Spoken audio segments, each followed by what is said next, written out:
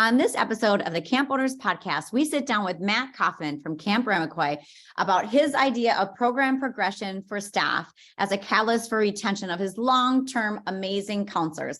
Matt started a leadership council at his camp as something for those post-college long-term staff to look forward to and to keep coming back for. So we hope that you enjoy it as much as we did. We think it can apply to any camp, day, overnight, resident, all of the things. So take a listen. We hope you're inspired like we were and get started with some ideas of your own.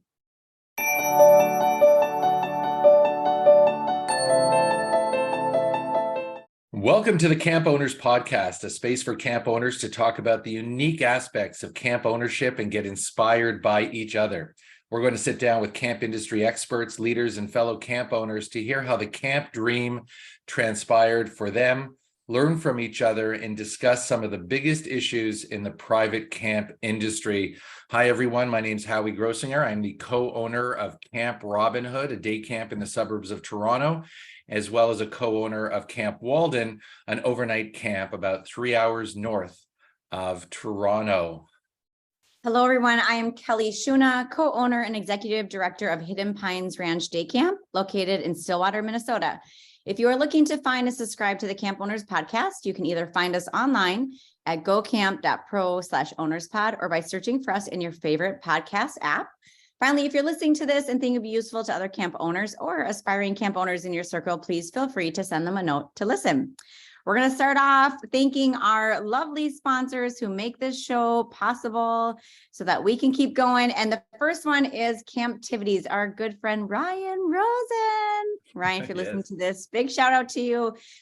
You are a camp, you got a good camp brain there, Ryan, and your camp activity scheduler, Camptivities, is a fantastic asset to camps if they are looking for taking that scheduling off of one of your staff's plate, off of their own plate, and really using a tool that will give you back some time in your day.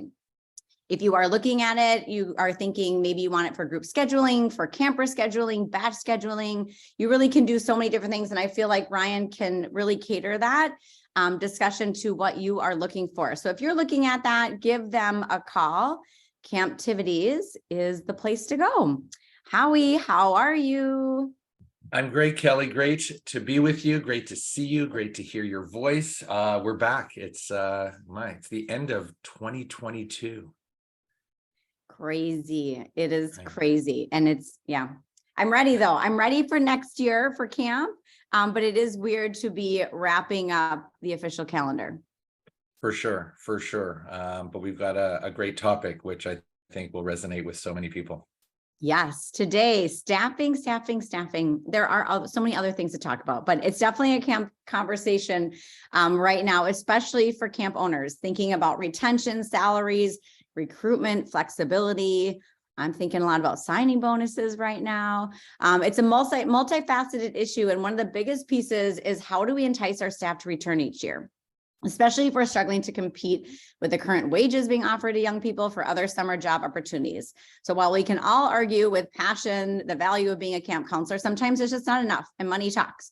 And if your money isn't talking as loudly as others, what are some other ways we can increase that retention? So our guest today shared his approach to retention by creating a program progression for staff. So we always think about camper progression through programs, but really thinking about that for staff. So opportunities for leadership as they continue and return to camp each summer. So we're happy to have Matt Kaufman, director at Camp Ramaquai, a longtime camp professional here to tell us more about the staff program progression that he created and what he's learned in the process. Welcome, Matt.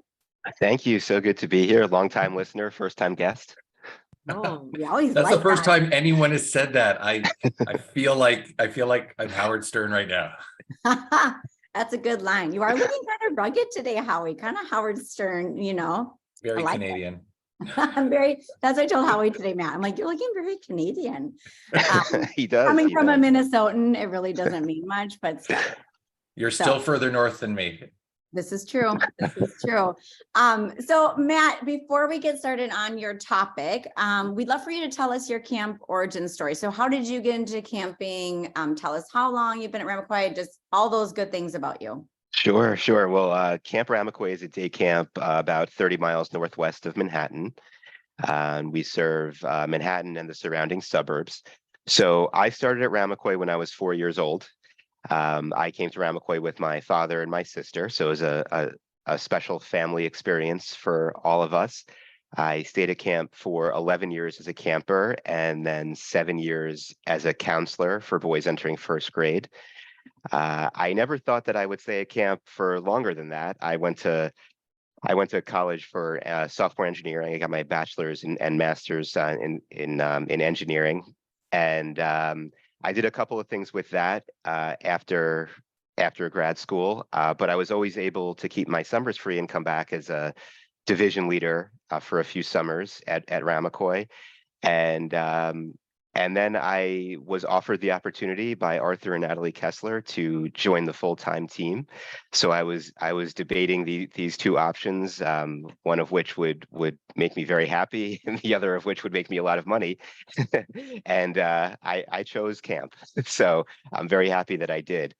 So I started full-time in 2005, and since then I've been an administrator, an assistant director, associate director, and now I'm one of the directors here at camp. So this will be my 39th summer at Ramaquoy. I love the people I work with. I love camp. One of the things I love is that there's always a new challenge in this industry. Right now, it happens to be staffing that it seems to be the predominant challenge. But at camp, my passions are staff training and development, logistics, technology, and all things that are related to camp programs. So that's my camp story. Classic camp story. Over the course of our time here doing the podcast, it's been wonderful to hear the number of literal lifers that we've met, and you are added to the list, no doubt. Kelly, I know that you're really intrigued by Matt's topic. I've gotten to know Matt over the years, and super humble about his eye for innovation and, sort of morphing technology into operation and stuff. So really excited for him to share his thoughts on all things staffing, but really happy. We may have to get you on another show to talk about some other more technical stuff too, because I think everyone these days have an eye for innovation and how we can do some things a little more efficiently. So Matt, I want to, on behalf of Kelly, just thank you for taking time at this busy time of year to do this. So tell us more about the concept of this staff progression, sort of like what was the catalyst? I mean, I think I could guess what it is, but this creation, when did it really take form for you to kind of like dial into this program of which, you're going to share some thoughts on today?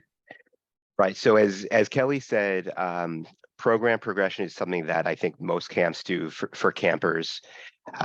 When you're 6 years old, you want to come back and do what the 7-year-olds are doing. And when you're 7, you want to do what the 8-year-olds are doing. And then all the way up to as long as you can sustain that, right? So the idea is for campers to get as many campers to come back because they're looking forward to something. And yeah, at Ramaquoy, we're very fortunate, I think, like a lot of camps, that we have those people that just love camp and will come back no matter what you pay them or don't pay them, or what their situation in life is, they would love to come back. But then there's a level below that, which are people that had a great time, loved the experience, but want to do something different with their time, want to have a different growth experience. And we started to look at our program, our staffing program, through the context of program progression. And we realized that we were doing a lot of things right. There was a lot to come back for. And I'll give you a couple examples of that. So we have what we call a CAP program for campers entering 10th grade, and that's something similar to a classic CIT program or leader in training program. And after you do that, you're eligible to become a counselor, the most junior type of counselor the following year. After that, you move up a little bit in the ranks. And then after your first year of college, you become what we call a group leader, which is a counselor in charge of about 16 campers and the other 2 counselors in the group. So if you look at from the age of 15 to about 19, there's quite a bit of program progression. And we do a lot of things within that, awards that you can win, and shirts that you can get, right, at camp. Shirts are everything. You guys know that. But we started to look at 19 to about 22, 23 years old. And we realized that the job that we ask most 22 or 23-year-olds to do is the same job as 19-year-olds do. And there wasn't any program progression in terms of personal growth at that point. So we started thinking about that as a problem, and that as a reason why people may leave our experience and go do something else. So in terms of what I think you'd like me to talk about today, that is the age that we thought could use some help in program progression. And we've seen in the industry, whether you're a day camp or resident camp, just the classic phone call of conversation of, I've just finished my freshman year at college or my sophomore year, and it's now automatically time to move on. Just this instinct that I'm done camp. And I think the industry has discussed for some time now. So as we explore that age group, what has been sort of the nature of the shift in either responsibilities or things that you've attempted to entice that cohort of staff to really say, you know what, you've got another year in you, or you've got another 2 years in you, or you know what, this might be a career, who knows? When did this all start? Was this initiated pre-pandemic? I'm asking a couple things here, but was it sort of obviously all of us, the pandemic exacerbated a lot of issues, but where does this fit into your timeline of where you dug right into this? So we were thinking about this problem for a few years, and we didn't have a great solution. And it sort of all came together, I would say, last May. So really right before the summer of 2022. And we decided to take a pretty drastic first step into this, knowing that it would just be a first step. And we created something called a leadership council. So the idea behind the leadership council was I often discuss one particular person that was really the inspiration for this. So we have a staff member here. His name is Louis, and he is a college graduate. He graduated from college a couple years ago, actually. And he's amazing. He's fantastic. He's one of our best counselors. He's won Counselor of the Year. He's done everything you can do here, right? He's been color ward general. He's done all that stuff. And he's ready for more. And we didn't have a position for him, right? We didn't have a position for him on our leadership staff. And he was, in the most respectful way, becoming a little bit frustrated by doing the same job year after year. So we started to think about that, and we actually saw that there were a bunch of people like this. There were a bunch of our counselors in the same situation. So we created a leadership council, and we identified 10 staff members based upon certain criteria. And we said to them, hey, do you guys want to be on our leadership council? We don't know exactly what that's going to look like, but we're gonna figure it out together. And we love you. We think you're amazing, and we think that individually and as a group, you are part of the future of our camp. You're part of the future of Ramacoy, and we want you to learn more. We want you to do more, and we're going to figure that out. This program for this cohort of 10 people. So that's what we did. Our criteria. A lot of people ask us what our criteria were, and what we decided was they had to be group counselors, college graduates, younger than 25. Mm-hmm. So we were identifying a certain age that we felt we can work with well. We wanted them to have 4 or more summers at Ramacoy, and that through their evaluations and other means, we've identified them as having leadership qualities and the potential to be at Ramacoy for a long time. So these are people that are looking to go into teaching or perhaps social work or something that might give them their summers free. So there were 10 potential members. We wrote them a really nice email saying, we'd love you to be on our leadership council, and all 10 of them accepted. So that's when it first started back in May. And the idea behind starting this way was that we wanted something that the 19 and 20-year-olds would look to and say, I want to come back next year. I want to come back in 2 years so that I could be on the leadership council. So we started at a little bit older than the age that we were seeing the problems with, right? Like we're seeing the problems with internships at 19, 20, 21, and we were starting just a little bit older than that because we're trying to get that program progression worked in. In terms of what we did with them, so we wound up coming up with a really cool program.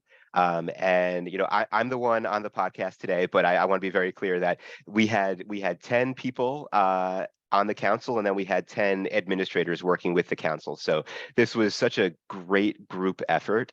And it was just so cool to see it come about. So what we said to these for the leadership council members, here's what you guys get. You get a very small honorarium. You get a free shirt that says Leadership Council, which was a huge draw. You get a little, you get recognition, right? Like you get to stand up in front of the whole camp and say, hey, you're on the Leadership Council. We gave them the opportunity to work on 2 projects. So they did one project before camp started and one project in the second half of the summer. We gave each leadership council member an individual mentor, so a director level mentor. So they had this one-on-one relationship that didn't have too many parameters. It really went wherever the mentor and the member wanted it to go. So all 10 of those were very different, which was cool. We gave them weekly video lessons. So these are about 10-minute lessons that we recorded and sent out to them.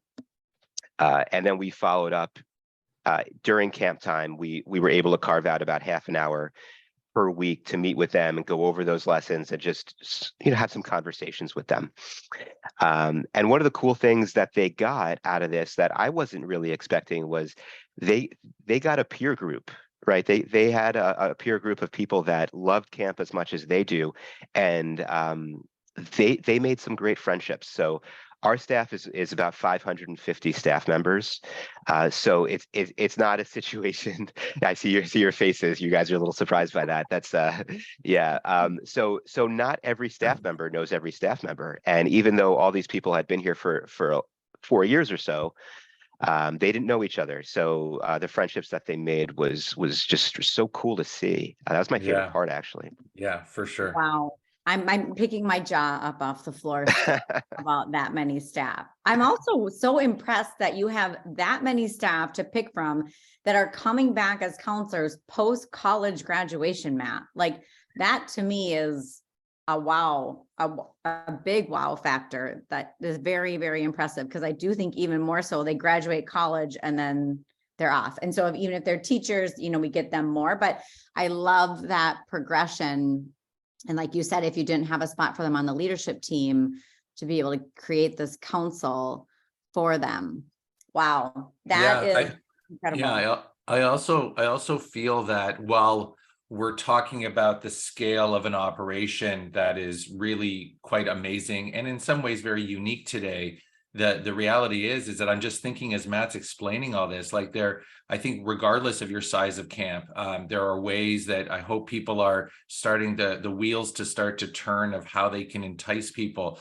So just for clarity, the leadership council that you created, these aren't like staff supervisory positions, like they're still within the framework of your organization where they've got daily responsibilities. They're working with young staff, they're working with campers, and they're supervised by whatever it is the term you use for either a division leader or unit head or whatever it's called. Right. But they are given some profile and some extra responsibilities that let them dig into sort of their ability to have a say in the summer experience at Ramacoy, right? Like they can own something kind of thing. Do I have that right? Like that sounds that's really exactly right. That's exactly right. So they're still group counselors. They still supervise their 15 or however many children they have in their group, and they're still supervised by their division leaders. We call them division leaders. So when we were thinking about this, something that was a constraint that we had was there was no way that we were going to take our 10 of our best counselors and pull them out of being counselors. That would defeat the purpose of the council. And I may have glossed over that part, but that was one of the most difficult things about creating this program, was doing it in a way that didn't take them away from the campers, right? Because that's their most important job, and they know that. Yeah. They love being with the kids, and they wouldn't want to be pulled away from the kids at this point. Yeah, and I'm imagining. Sorry, Kelly. Just a quick thought here. So Kelly was hired by Ramacoy sometime in January, let's say, and then this creation of in May, was she just got an email in May and say, not only are you coming back, but we'd like to do this. This wasn't part, or was this part of hiring? Were some of these 10 people not coming back, and this was what put them over the top? How did you, in this first year, how did you navigate that recruitment of the Leadership Council? That's a good question. So in the first year, like so many other things we do at camp, the brainstorm came at the worst possible time, right? Yes. The brainstorm came in May. So for the first year, these people, actually nine of them were already committed to coming back. One of them wound up coming back a little bit later. I would love to say that it was because of the Leadership Council, but it was really because his internship fell through and he was able to come back to camp. But the Leadership Council certainly helped do that. For this year, our emails have gone out to potential Leadership Council members who are now eligible, in order to entice them to come back. And I could talk a little bit later about what we're doing in year two, but it's going to be a much more comprehensive program. But in terms of recruitment, one thing that we probably didn't do correctly was we didn't recruit these 10 council members until May. We should have done it much earlier in the season. So we learned from that, and we're starting now. We've already started with that recruitment for them. And just to clarify, what I wanted to ask was the division leaders, so those supervising them, are they members of your leadership team? So are those individuals without any campers, and they are on your leadership team in that capacity, supervising counselors? Is that correct? Right. So division leaders, so a lot of camps might call them unit heads or something else, but our division leaders are in charge of 5 or 6 groups of campers and 15 to 20 counselors. So they're part of our leadership team. They have extended hours, and they're hired not only because they work well with children, but they work well with parents, and they have the ability to supervise and nurture the growth of staff.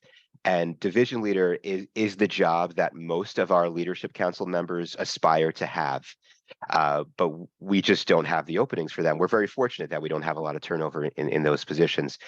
So what we wanted to do was to give these Leadership Council members a little bit more responsibility as a stepping stone to becoming division leaders at some point, and also show them that there's a lot of other ways at camp that you can be a leader.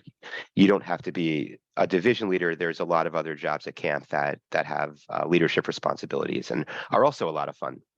Mm-hmm. Awesome. Okay. Yeah. I just wanted to make sure that the division leaders, just wanted to clarify that they didn't have campers. So this was like the last stop. So you were trying to keep them with campers because they were great at that, but give them some leadership. Exactly.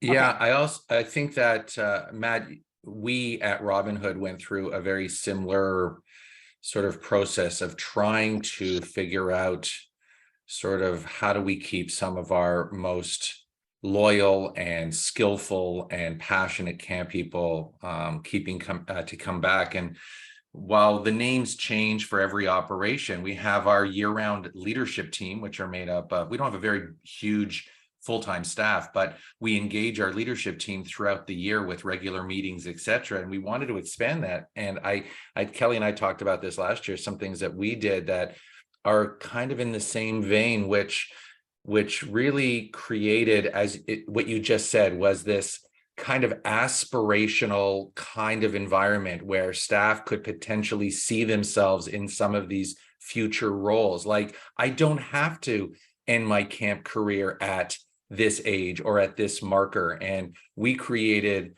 a new layer of supervision similar to division leaders, where they became part of our summer leadership team, where they got to see camp from the lens of those meetings after camp with some of the people they've looked up to for years at camp. They got to be in the action. I feel like the Leadership Council at Ramacoy, I'm sure this exposed your staff to new relationships with people they only saw from afar.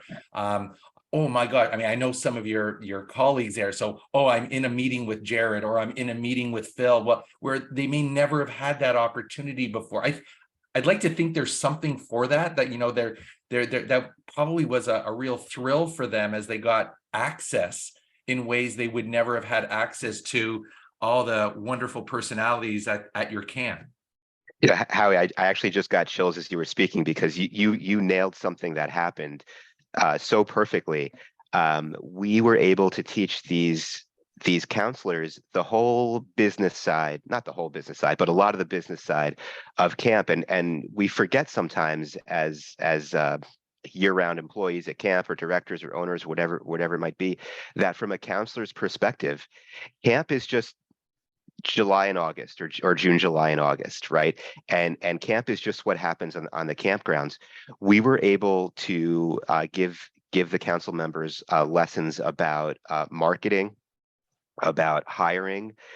We did a whole lesson and a whole week with them about the process that we went through in picking a vendor to make our website, and what we thought about when we made that website. I mean, you guys know websites can be very expensive, and you're making a partnership with that vendor. And going through that process, that was one of the things where the council members were like, "Oh my gosh, I didn't realize you did all that." And one of the projects that they did at the end of the summer was making a giant R for Ramacoy, a big wooden R, in order to give something back to camp. And they had to go through this whole process where they had to speak to our facilities team, and they had to talk to our facilities team about, well, where do we go to buy paint? Where do we go to get plywood? Where do we go to get, you know, all these things?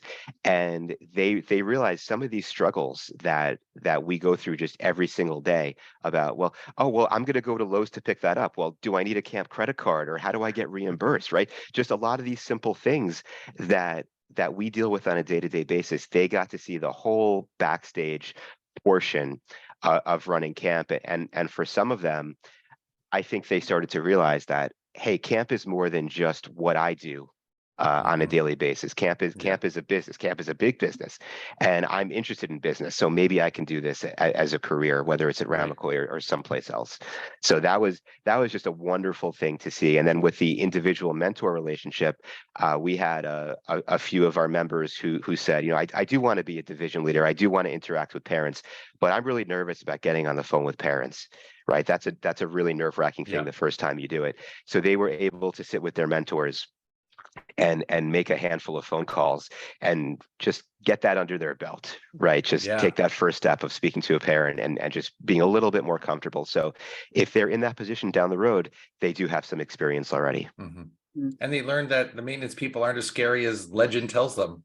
And they look right, like let's be honest, like sometimes our maintenance people are seen as, you can't approach them for that, they're so busy, and then they break down those barriers because they're, you know, they are great people. So it's kind of funny. I just had this vision of these staff members like going up to your maintenance building and knocking on the door, where do I buy paint? Right, exactly. Right, and that's what happened, right? And it was awkward at first, and then they just like everybody at camp, once you start talking, you build a relationship. And that actually did happen. So it was funny that you bring that up.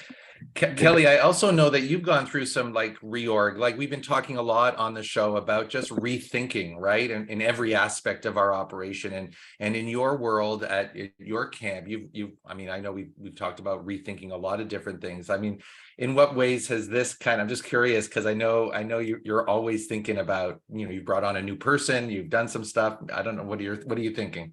Yeah, well, I went to Matt's session at the staffing summit. So that's in turn how you get roped into being on this show, apparently.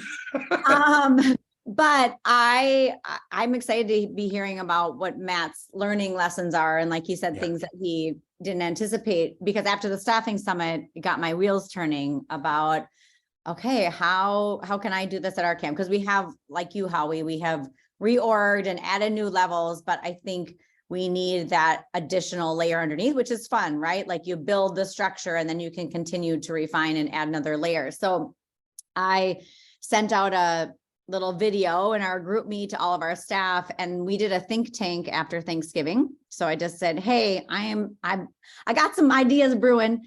And I want to create this staff progression, this multi-year staffing approach and leadership and what that looks like coming back year after year. And I had like, I think 10 staff come 2 days after Thanksgiving, and we spent 2 hours just talking about, all right, what are some leadership opportunities and second year, third year, fourth year, and the idea of a council at that fourth year. And the things that they came up with were amazing. And I think for us too, it's a lot of, things that are a lot of work for our leadership team in good ways, right? But a lot of things that they came up with were things that take a lot of our also leadership members' time that I think they could just step up naturally, that then we can guide them and mentor them, but they can take that off of our plate. So it felt really amazing for me too, to hear from them, and they were excited. So I am excited to hear from you, Matt, now that we're kind of starting this in our own camp, what you have learned, and maybe that advice for anyone listening wanting to try this or has tried it and hasn't worked. Because I love the second year, right? Like the first year brainstorm. And like you said, the timing is never amazing, but you learn so much. So I would love to hear your advice to people listening after getting 1 year under your belt. Right. So like everything else, we have a motto here at Ramacoy that whatever we do the first year, we're going to do it better the second year, right? The first year is always a little bit of a struggle, and it didn't go perfectly. My advice to anyone who's considering doing this, I think the biggest piece of advice is to have clear constraints about who is going to be in the leadership council or whatever you call it, and who is not, and be proactive with the people that might think that they should be in it and explain why. So like I said, you had to be a college graduate, you had to be younger than 25, you had to have your summers free for the foreseeable future. And we had someone who was 27 and thought that he should be on the council. And because we hadn't made it clear what our parameters were, he was upset by that. And a very quick conversation about, hey, this is for this particular age group, because we're designing it for that age, then that stage in development, that would have been a helpful thing to do. So my advice is to be proactive in those conversations, because if you really look at your staffing list, you could probably know who's going to be upset by it and get those out of the way. A couple of things that we dealt with that I don't know that you can necessarily prevent these things, but just I think it's important to be aware of them. One of our division leaders came up to me the middle of the 6th week after camp, and she was crying, and she said, "I heard that so and so was going to take my job next year." I was like, "What are you talking about?" I was like, "You have this job for as long as you want it because you're unbelievably good at this job. You are so good at this job."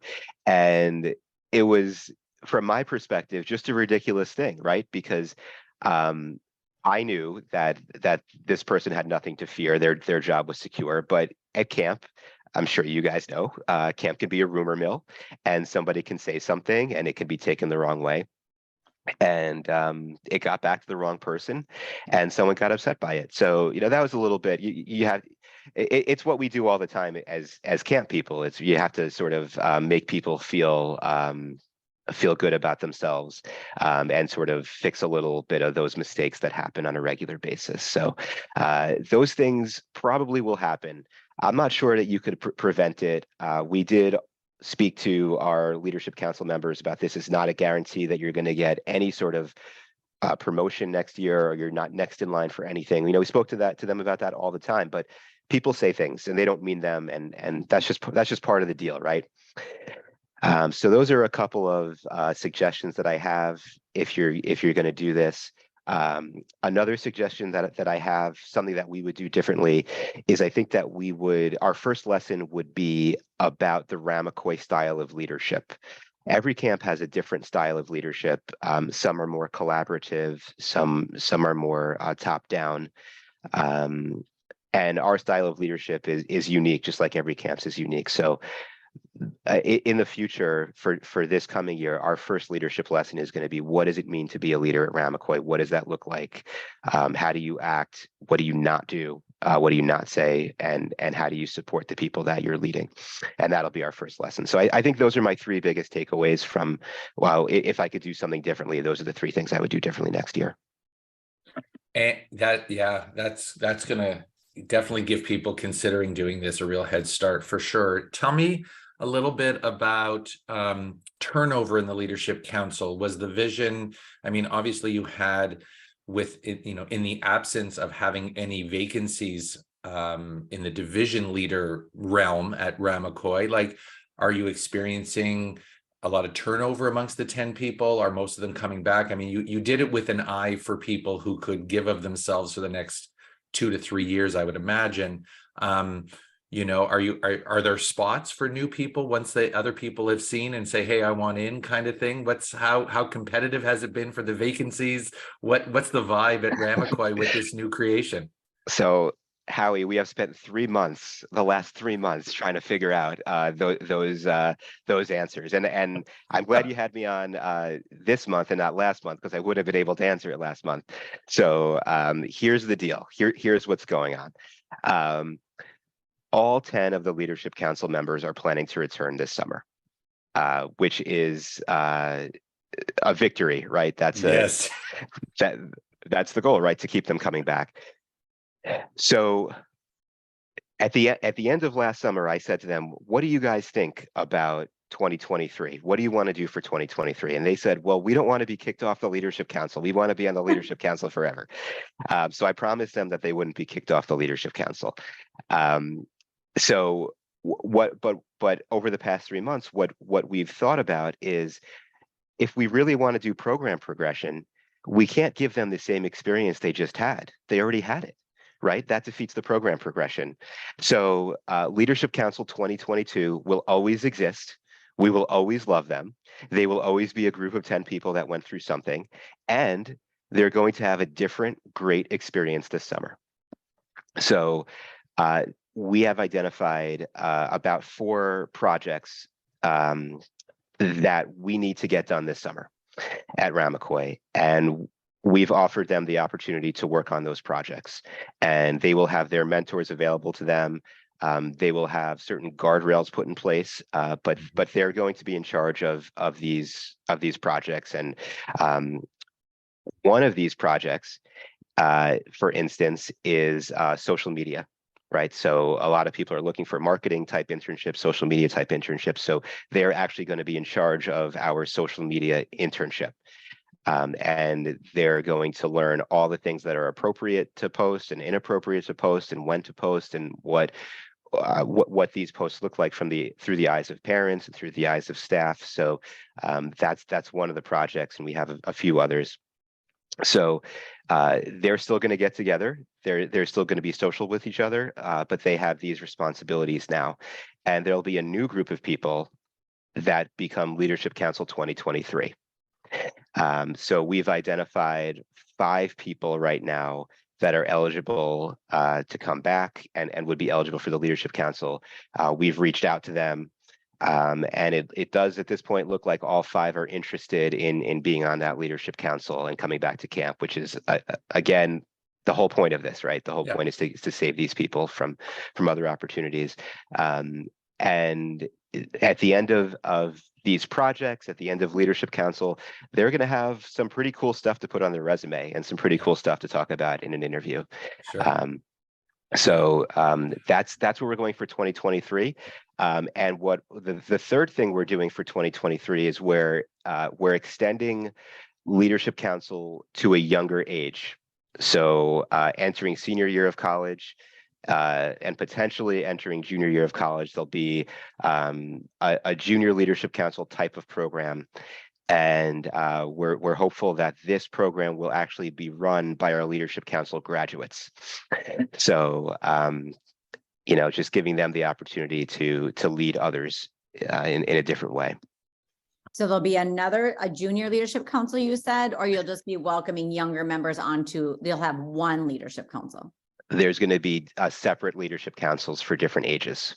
So the idea is not to dilute the Leadership Council experience, but to have 3 separate experiences, right? So one for 19 and 20-year-olds, one for 21 to 24-year-olds, and one for those graduates who are a little bit older, have been through the experience already. So now you're getting a real program progression of 3 distinct experiences as they get older.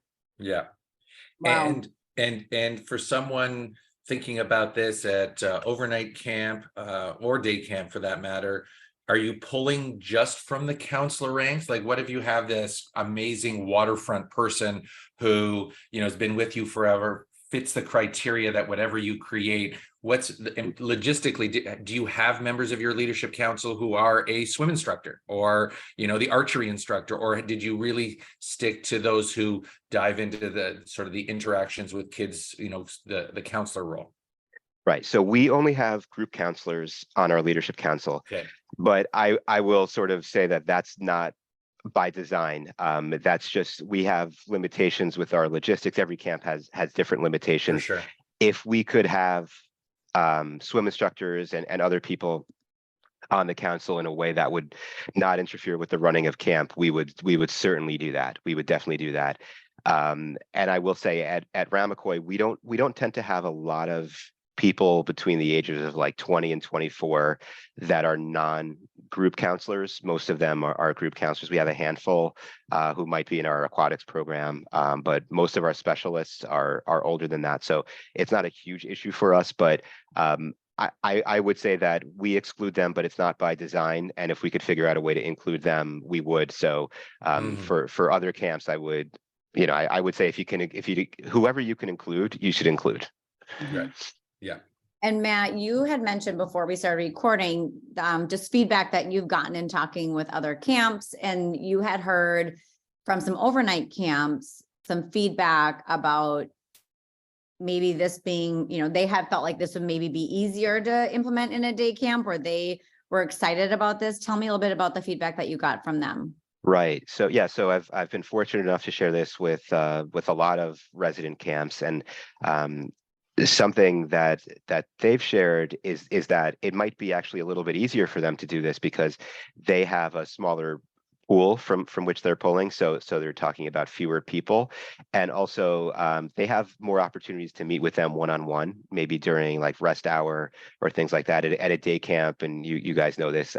We don't have any downtime. We don't have any periods off. So we have to actually pull them away from their groups, get coverage for their groups while they're meeting with us, which was a challenge, but we were committed to doing it. So I think not just the difference between day and resident camps, but every camp has such unique logistics of how they run their day, how they do things like time off.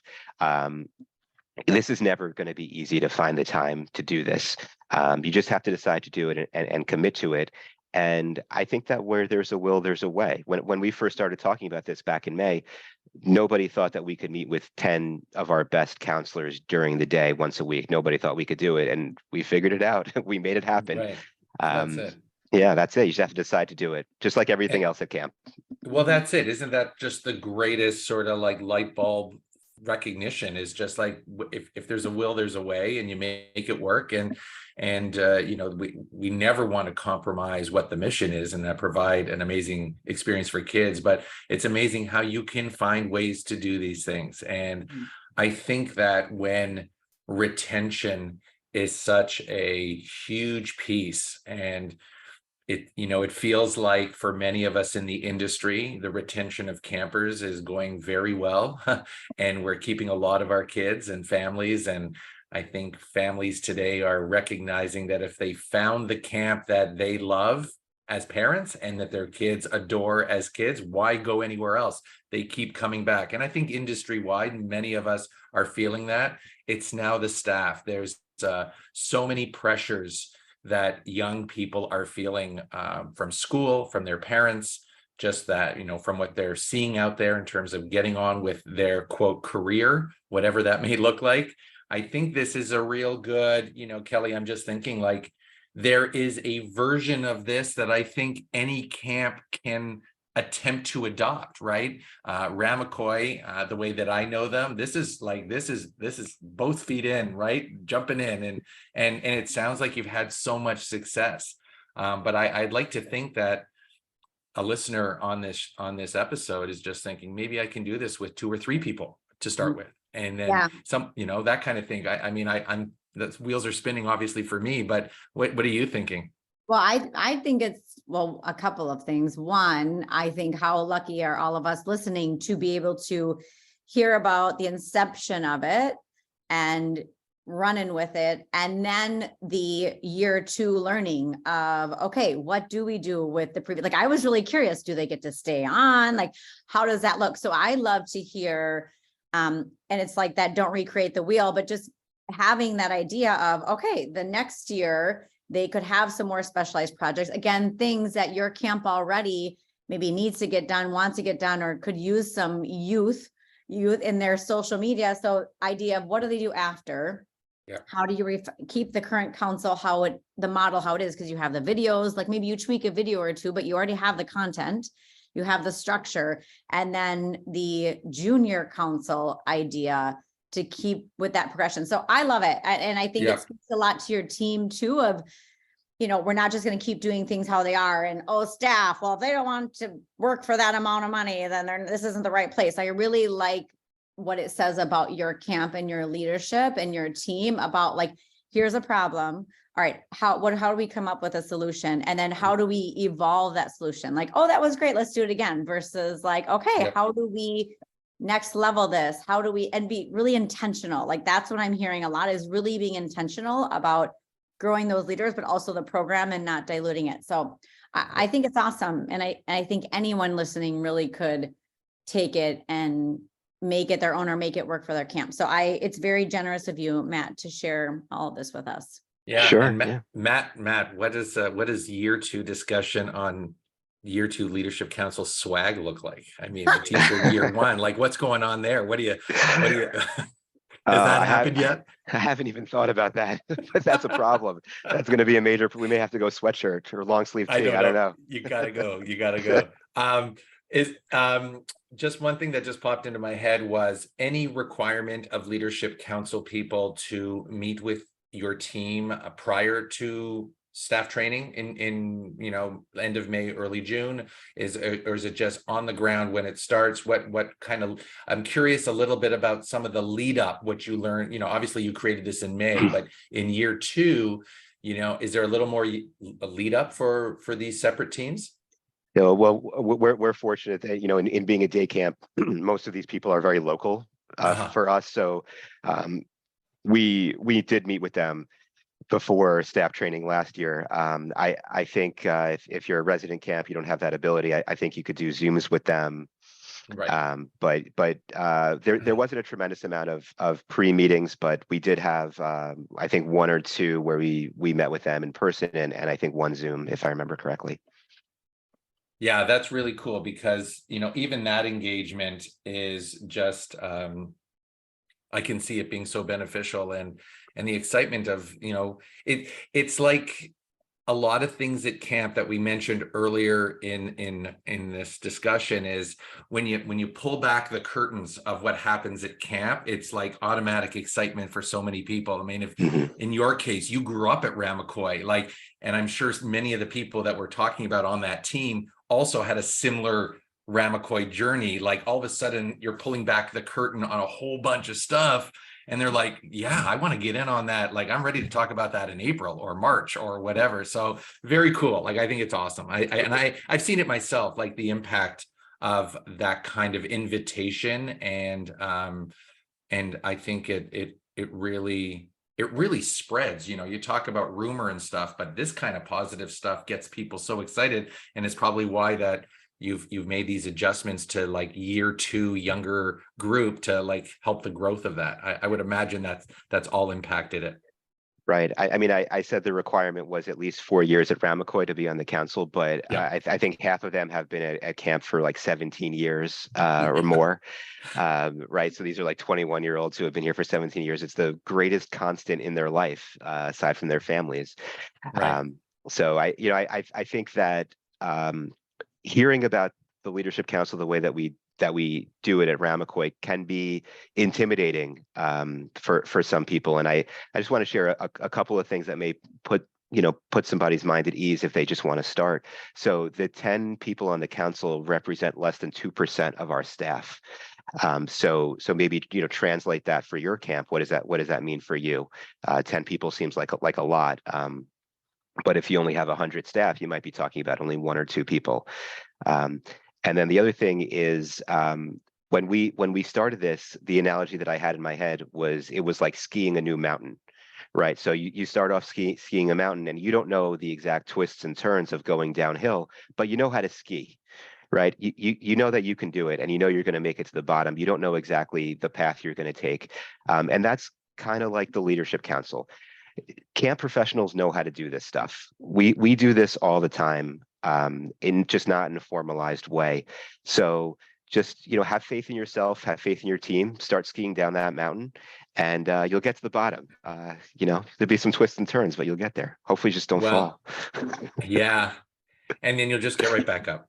Exactly. And that's the beauty of it. So I think that is a really some great advice to anyone who's considering this. I think the metrics of what you're dealing with in your world versus how you can apply those metrics to your own operation, I think can help people wrap their head around that. So Kelly, I'm so glad we've invited the brains of the Ramacoy Leadership Council and the spokesperson, at least for this discussion. It's now time to turn to another brain. That is Camp Brain, our other sponsor. You see what I did there? So I want to thank Camp Brain, the OG sponsor of the Camp Owners podcast, and just want to thank them for their ongoing support of the show. For many of you, you may know that Camp Brain has been in the industry since 1994 and have over 45 plus dedicated staff to meet your every need. They're really tuned into the idea that every interaction with parents matter. And that's why Camp Brain made an elegant, easy to use parent experience. Make it simple for parents to register multiple children, fill out all the necessary forms and paperwork. And it's just another reason to love your software. And as I've said before, I'm a proud Camp Brain user, and the whole team at Camp Brain is ready to take your call if you want a tour, if you want a demo, if you want to learn more, if you want to reach out to me. I'm happy to tell you about our experience, whatever works for you. Your partnership with Camp Brain only gets stronger after your implementation. They have an incredible support team. If you want to learn more about Camp Brain, visit them at campbrain.com. And if you want to write down their number, it's 866-485-8885. So this is the time of the show where we get to share some inspiration. Matt, you've inspired us, but that's not my inspiration today. But we're all going to get a chance to talk a little bit about our inspiration. It could be a book, a quote, a podcast after you listen to ours, and other things that you may be listening to that you wanted to share with our listeners. So with that, Kelly, why don't we have you go first, and then we'll go to Matt, and then I will finish. All right, I can do that, Howie. So Howie's a big fan of Adam Grant. And if you didn't know, Adam Grant is starting his own podcast called Rethinking. And he posted the other day on Instagram, which I think is so fitting for this conversation, Matt. He said, it's enjoyable to learn from others. It's invigorating to learn with others. A good conversation opens your eyes to new thoughts. A great conversation opens your mind to new ways of thinking. I love that. I think that totally speaks for conversations like this. They make me excited. They give me new ideas. And like you said, Camp, there's always some new problem, some new challenge, obstacle to think about. So I am encouraging others to check out Adam Grant's new podcast, Rethinking. He's got some fantastic guests. So that's my inspiration for right now, Howie.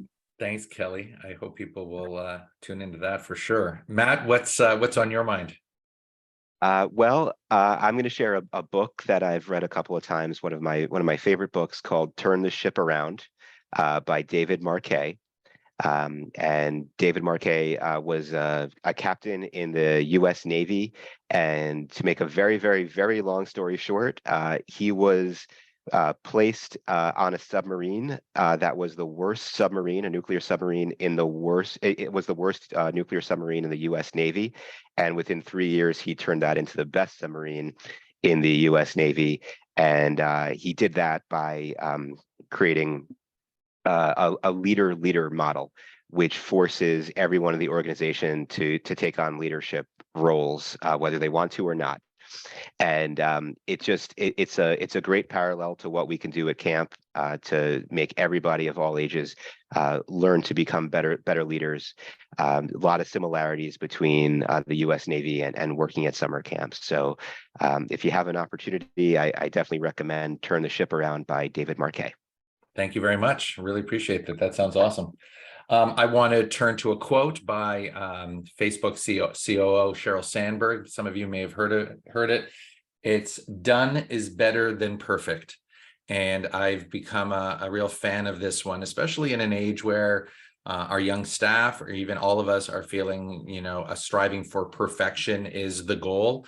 I just, there's a lot of lessons in done is better than perfect. And we've just had a conversation about a group of camp professionals who thought of something in May and got it done, and recognizing that it wasn't perfect, but the lessons learned from adopting this quote, "Done is better than perfect," allows people to celebrate accomplishment, finish a goal, and then move on and work on things, and that mistakes are going to happen along the way. So I think generally, whether it's a staff training theme or culturally you're working towards this thing, this really resonated with me, and I just wanted to share it. And there's probably lots of ways us creative camp people can use that over the course of the 2023 season. So that's my inspiration, Kelly.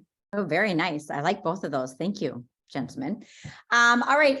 Also, we would be remiss if we didn't mention that Matt is also an author. So he does also have a book called The Summer Camp MBA. So I feel like we need to mention that in case others are looking for some great reading material over the holidays.